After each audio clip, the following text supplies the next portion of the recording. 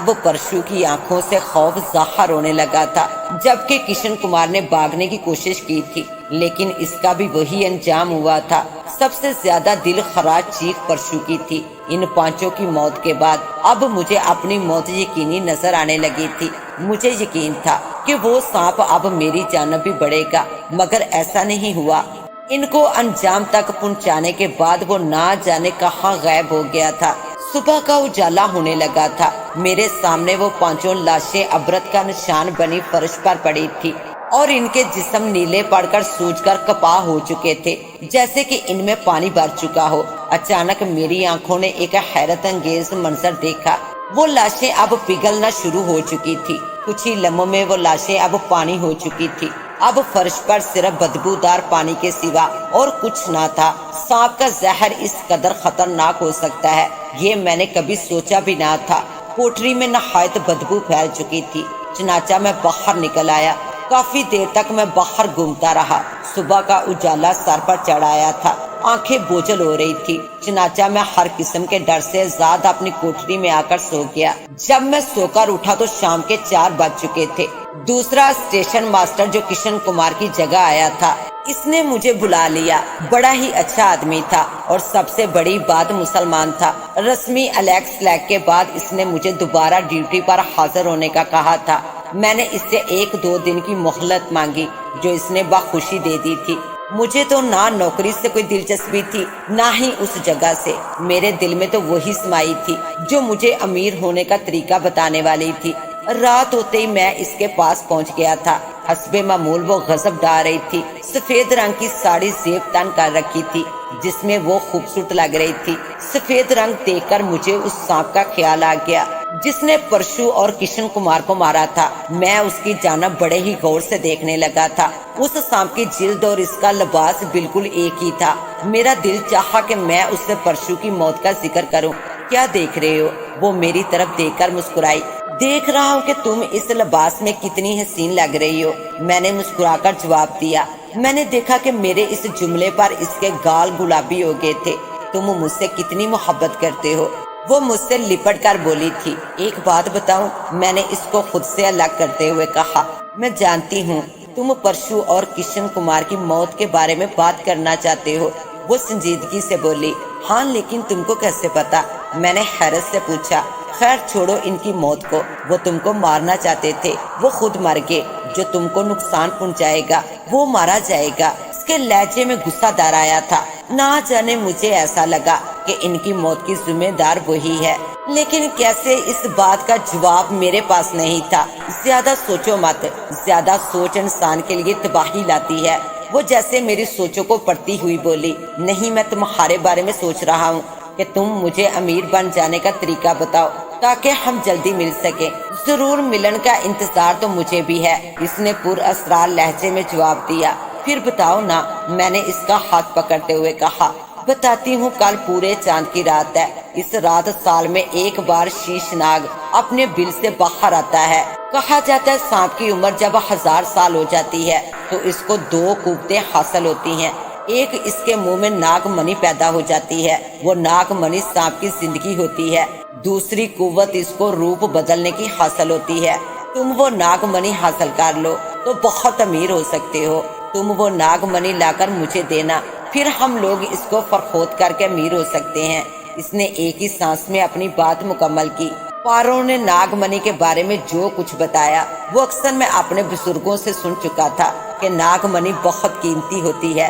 جس کے پاس ہو دنیا بھر کے خزانے اس کی ملکیت میں آ جاتے ہیں۔ ناگ منی سے بہت سی بیماریاں دور کی جا سکتی ہیں۔ میں جانتا تھا کہ ناگ منی لانا کسی جوئے شیر لانے سے کم نہیں۔ میں اپنے اندر اتنی ہمت نہیں محسوس کر رہا تھا کہ میں اس قدر خطرہ اٹھا سکوں۔ چنانچہ میں نے اس سے کہا، پارو، اس میں بہت خطرہ ہے۔ میں تمہارے ساتھ غربت میں بھی جی لوں گا، مگر ایسا کوئی کام نہیں کروں گا جس میں جان جانے کا ڈر ہو۔ میں نے اس کی طرف دیکھتے ہوئے سنجیدگی سے کہا۔ جواباً وہ مسکرائی اور میرے نزدیک آئی۔ اس نے اپنی چمکتی ہوئی آنکھوں سے مجھے گھورتے ہوئے دیکھا۔ مجھ پر اس کی نشیلی آنکھوں کا سحر طاری ہونے لگا تھا۔ مجھے ایسا لگا کہ جیسے ان آنکھوں سے ننھی ننھی کرنیں نکل کر مجھے سحر زدہ کر رہی ہوں۔ تم جاؤ گے، اس کی آواز بلند ہوتی گئی۔ مجھے ایسا لگا کہ جیسے کہ میں کچھ کرنے کے ہی قابل نہیں رہا۔ مجھے اتنا احساس تھا کہ میں اس کی ہاں میں ہاں ملا رہا ہوں۔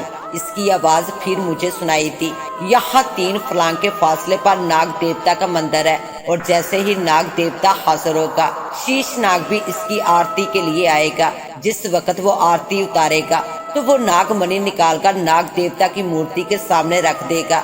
بس اسی وقت تم ایک کالے کپڑے کو ناگ منی پر ڈال دو گے، جس سے پھوٹتی روشنی بند ہو جائے گی اور شیش ناگ اندھا ہو جائے گا۔ اس کے اندھا ہوتے ہی وہ ناگ منی تم کپڑے سمیت ہی اٹھا لینا۔ اس کے بعد دنیا کی بے اندازہ دولت ہمارے قدموں میں ہوگی۔ دوسرے دن چاند اپنے پورے شباب پر تھا۔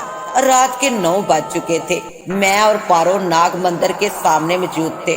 دور دور تک وہاں کوئی نہ تھا، چاروں طرف میدان تھا۔ ناگ مندر سے بائیں طرف ایک پرانا اور وسیع پیڑ موجود تھا۔ میں اور پارو اس پیڑ کے پیچھے موجود تھے۔ پارو پوری طرح سے سج دج کر آئی تھی۔ سفید رنگ کی ساڑی اور نہایتی باریک قسم کے زیورات اس کے جسم پر موجود تھے۔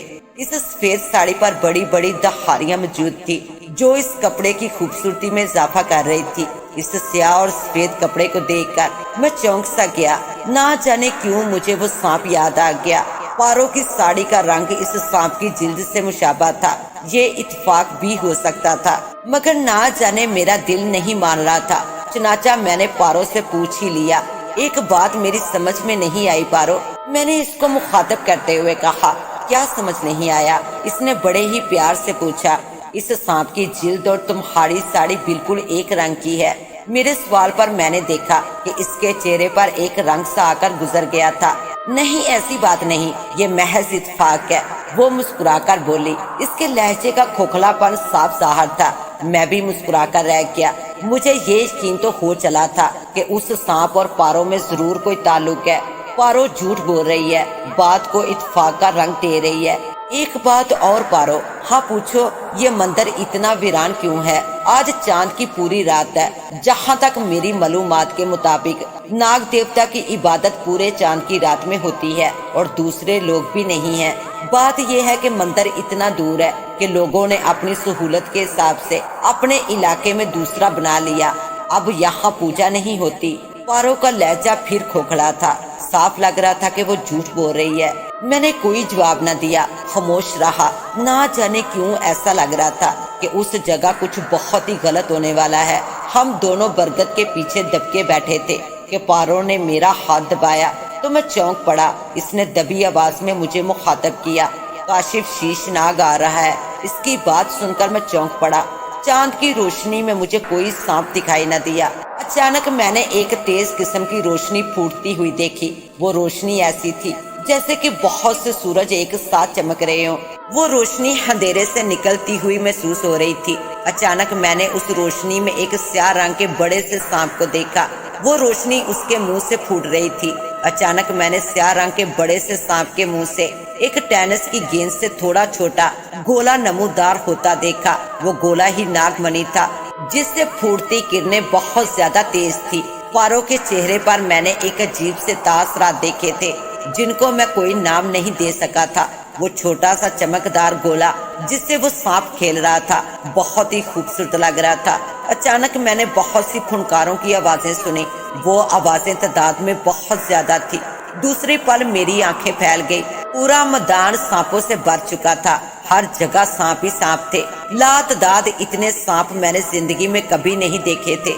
اچانک میں اچھل پڑا۔ بہت سے مجھے اپنے پیروں کے پاس رینگتے ہوئے محسوس ہوئے تھے۔ ناگ منی کی روشنی میں میں نے دیکھا کہ وہ سارے سانپ اس ناگ منی کے سامنے سجدہ ریز تھے۔ پارو، میں نے کانپتی ہوئی آواز میں کہا، لیکن کوئی جواب نہ آیا۔ میں چونک پڑا کیونکہ وہاں پارو نہ تھی۔ سارا میدان اور درخت سانپوں سے بھرا ہوا تھا۔ خوف سے میری حالت بری تھی۔ مجھے ایسا لگ رہا تھا کہ اب یہ سارے سانپ مجھے ڈس لیں گے۔ ڈرو مت، یہ سانپ کچھ نہیں کریں گے۔ پارو کی سرگوشی مجھے سنائی دی۔ تم کہاں ہو پارو؟ مجھے ڈر لگ رہا ہے۔ میں تمہارے قریب ہوں، لیکن مجبوری ہے، سامنے نہیں آ سکتی۔ پارو کی آواز پھر مجھے سنائی تھی۔ क्या मजबूरी है पारो, बस बता नहीं सकती, लेकिन इतना जरूर बता दूं कि उस मंदिर में कोई आम इंसान पूजा नहीं कर सकता। ये सांपों के लिए मखसूस है, इसलिए तुमको यहाँ कोई नहीं दिखाई देगा। अब आगे बढ़ो, तुम्हारी जेब में नाग मोहरा है, इसको मुंह में रख लो, किसी को नजर नहीं आओगे। पारो ने कहा। मैंने जेब में हाथ डाला तो वहाँ वाकई नाग मोहरा मौजूद था। नाग मोहरे को निकालकर मैंने मुंह में रख लिया। मुंह में रखते ही मुझे अपना वजन हल्का होता महसूस हुआ था। आगे बढ़ने में मुझे डर लग रहा था।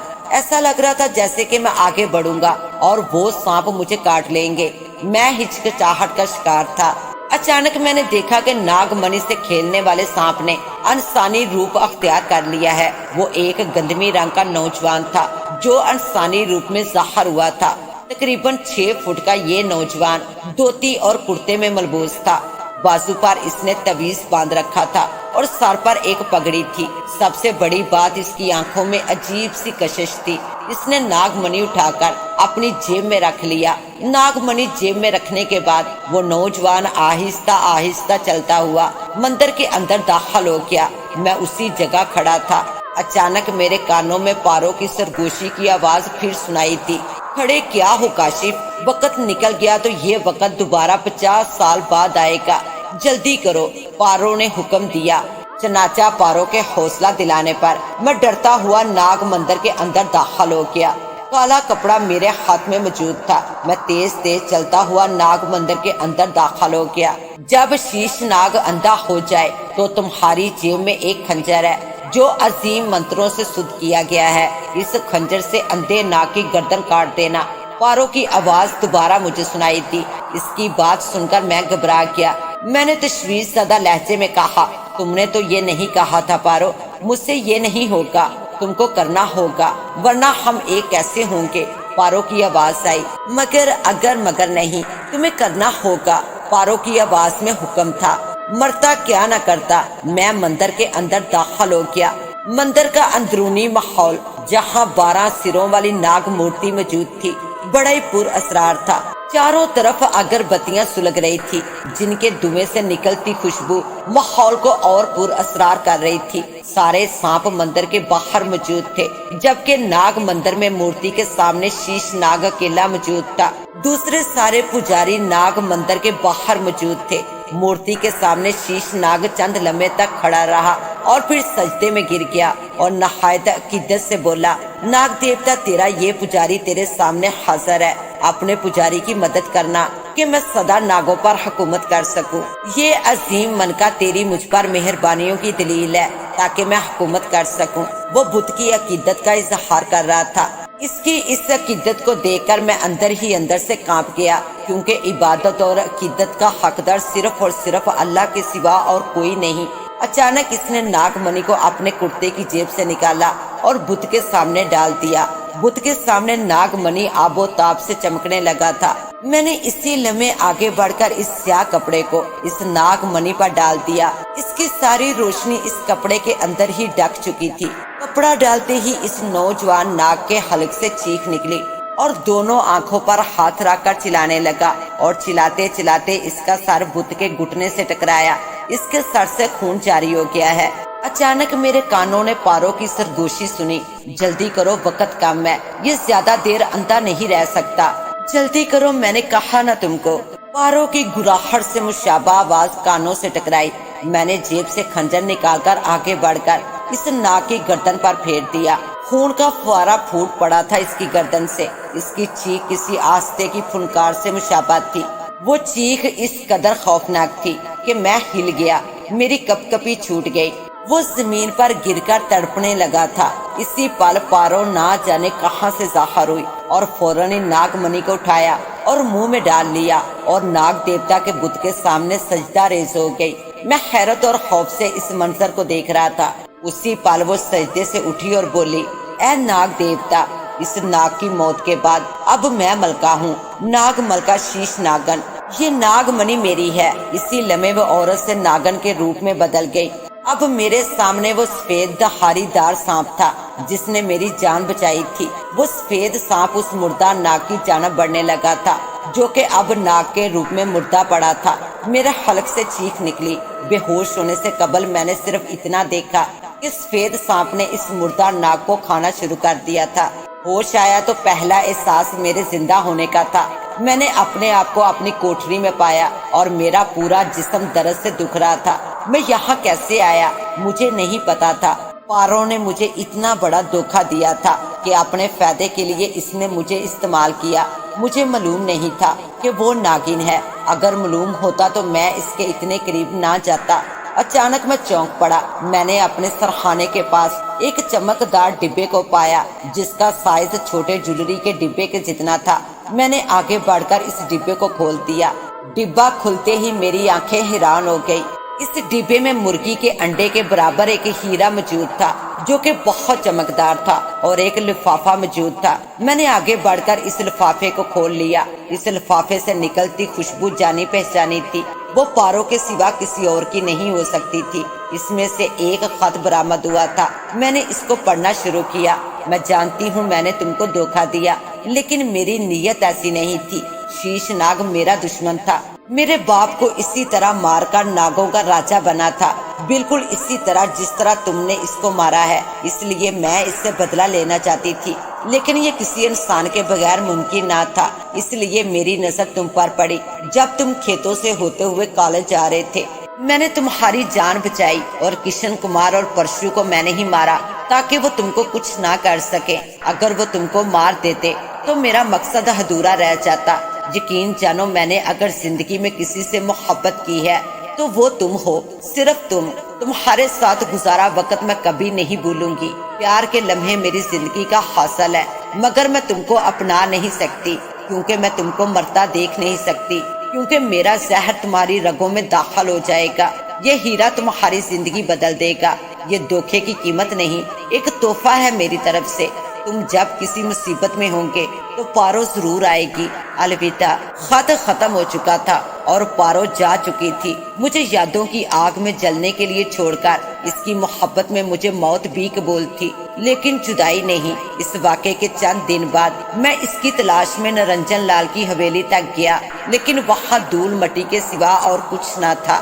اس شہر سے اس کی یادیں وابستہ تھی، اس لیے میں نے شہر چھوڑ دیا اور ہیرا فروخت کر دیا۔ اس سے جو رقم حاصل ہوئی وہ رقم میری سوچوں سے بھی زیادہ تھی۔ آج میں ملک کا امیر ترین آدمی ہوں، لیکن میں اپنے آپ کو غریب مانتا ہوں کیونکہ پارو میرے ساتھ نہیں۔ اس کے ساتھ ہی اب مجھے دیں اجازت، ملتے ہیں انشاءاللہ ایک نیو کہانی کے ساتھ۔ تب تک کے لیے اللہ نگہبان۔